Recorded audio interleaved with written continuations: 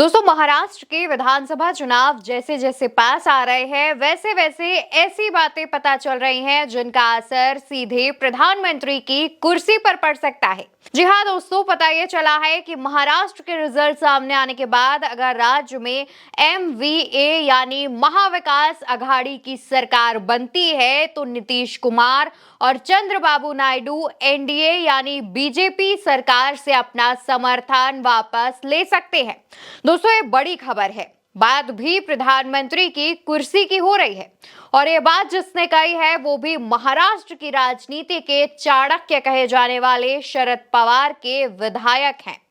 दरअसल एनसीपी शरद पवार गुट के नेता जितेंद्र आव्हाड ने दावा किया कि 20 नवंबर को होने वाले विधानसभा चुनाव के बाद अगर विपक्षी गठबंधन MVA सरकार बनाता है तो केंद्र में बीजेपी के सहयोगी नीतीश कुमार और चंद्रबाबू नायडू उसका समर्थन करना बंद कर देंगे। दोस्तों, जितेंद्र आव्हाड मुंब्रा कलवा विधानसभा क्षेत्र से विधायक हैं और MVA की तरफ से दोबारा उम्मीदवार भी हैं और चुनाव प्रचार आजकल कर रहे हैं। और उसी दौरान एक रैली में वो शामिल हुए जिसमें उन्होंने ये बड़ी बात कही। जितेंद्र ने ये बात कही जिसके बाद ये देखा जा रहा है कि अगर महाराष्ट्र में बीजेपी और उसके सहयोगी नहीं जीतते हैं तो उसका असर प्रधानमंत्री की कुर्सी पर साफ देखा जाएगा। इस पर चर्चा हो रही है, लगातार इस मुद्दे पर राजनीति गर्म है। लेकिन दोस्तों, अगर देखा जाए तो 400 पार का नारा लगाने वाली बीजेपी जब बहुमत का आंकड़ा तक नहीं मिल पाई तब से ही गुजरात लॉबी के जो सुर है वो काफी नरम देखे गए हैं। नीतीश कुमार और चंद्रबाबू नायडू के अलावा जो अन्य सहयोगी दल है NDA के, वो भी गाहे बगाहे बीजेपी को आंख दिखाते रहते हैं और बैसाखियों पर टिकी मोदी सरकार को भी उनकी सुननी पड़ती है, उनकी माननी पड़ती है।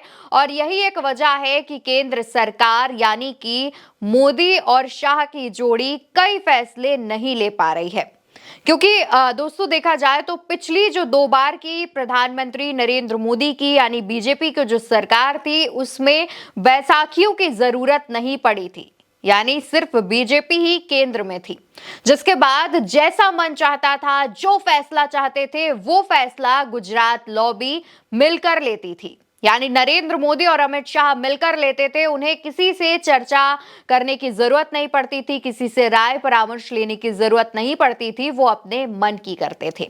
लेकिन जब से तीसरे टर्म की मोदी सरकार बैसाखियों पर टिकी है तब से आपने भी ये गौर किया होगा कि मोदी और शाह के जो सुर है, जो तेवर है, वो अचानक से बदल गए हैं। जो कड़क अंदाज उनका दिखता था, जो सहयोगियों को लेकर वो कभी दबाते थे, हमेशा उनकी सुनते नहीं थे, वो अब सहयोगियों की सुनने लगे हैं, उनकी बात मानने लगे हैं और कोई भी फैसला लेने से पहले उनकी राय लेने लगे हैं। यहां तक कि जो छोटे छोटे दल हैं वो भी अब बीजेपी को आंख दिखाते रहते हैं, बताते रहते हैं कि तुम बहुमत में नहीं हो, अगर वो चाहेंगे तो तुम्हारी सरकार मिनटों में गिर सकती है। और ऐसा कई बार होता है कि कई फैसले खुद मोदी और शाह की जोड़ी लेती है लेकिन सहयोगी उस पर सहमत नहीं होते, जिसके बाद आखिर में उन्हें खुद अपना फैसला पलटना पड़ता है। कई ऐसे मामले भी सामने आए जहां पर केंद्र सरकार अपने मनचाहे फैसले नहीं ले पाई। उसकी वजह सिर्फ और सिर्फ नीतीश कुमार और चंद्रबाबू नायडू हैं, क्योंकि बैसाखियों पर टिकी सरकार अगर वो इन बैसाखियों को यानी JDU और TDP को खुश नहीं रखेंगे तो वो जानते हैं कि प्रधानमंत्री की कुर्सी से हाथ धोना पड़ेगा।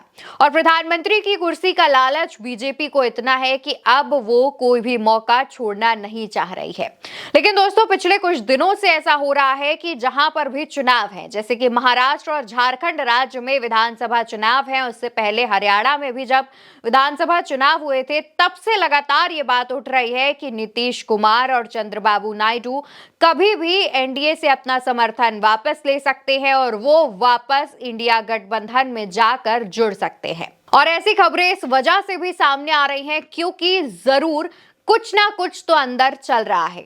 राजनीति में कुछ तो ऐसा हो रहा है जो कि नेता, विधायक, मंत्री ठीक तरीके से समझ पा रहे हैं और तभी ऐसे बयान लगातार सामने आते रहते हैं कि कभी भी नीतीश कुमार और चंद्रबाबू नायडू अपना समर्थन वापस ले सकते हैं, प्रधानमंत्री पद से मोदी को हटना पड़ सकता है। दोस्तों, इसके अलावा एनसीपी शरद पवार गुट के जो मौजूदा विधायक और उम्मीदवार हैं जितेंद्र आह्वान, उन्होंने अजीत पवार पर भी निशाना साधा। जिस तरीके से अजीत पवार ने शरद पवार की एनसीपी यानी नेशनल कांग्रेस पार्टी के 2 टुकड़े किए और उसके बाद अपना एक टुकड़ा अलग ले गए, उस पर भी उन्होंने निशाना साधा और ये कहा कि आरएसएस की विचारधाराओं की तरफ अजीत पवार भटक रहे हैं, यानी अजीत पवार अब आरएसएस की तरफ जा रहे हैं। कुछ इस तरीके का आरोप भी जितेंद्र आह्वान ने लगाया।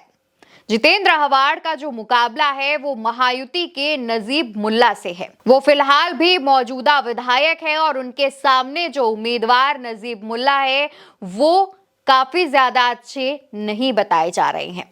हालांकि जो बीजेपी के समर्थक हैं या जो महायुति के समर्थक हैं वो उन्हें काफी अच्छा बताते हैं, लेकिन अब दोनों के बीच जो मुकाबला है वो काफी कड़ा है, दिलचस्प है। लेकिन जिस तरीके से एनसीपी शरद पवार गुट के नेता जितेंद्र आह्वान ने यह दावा किया है कि जैसे ही महाराष्ट्र में एमवीए महाविकास अघाड़ी की सरकार बनती है वैसे ही प्रधानमंत्री मोदी को अपनी कुर्सी छोड़नी पड़ेगी। दोस्तों, एक बड़ा दावा है और फिलहाल अब इस पर चर्चा हो रही है, लेकिन इस पर आपकी जो भी राय हो, आपका जो भी मानना हो वो कमेंट सेक्शन में जरूर बताइएगा। ये वीडियो आप उल्टा चश्मा यूसी पर देख रहे हैं। मेरा नाम अवंतिका अवस्थी है। नमस्कार।